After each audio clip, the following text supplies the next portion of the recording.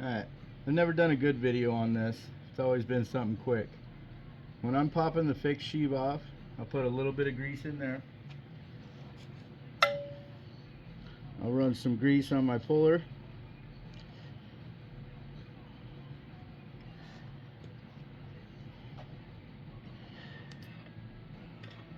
Everything's reverse thread.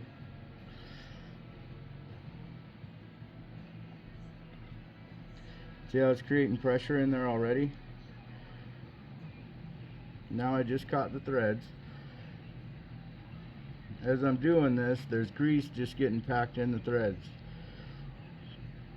What we do is we use the grease to create pressure.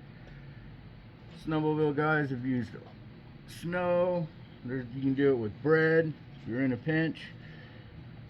But rather than just rely on the threads, you put something in there to help create pressure to pop the sheave off.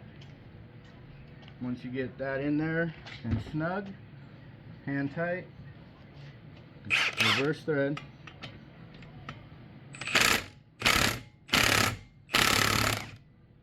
There you go.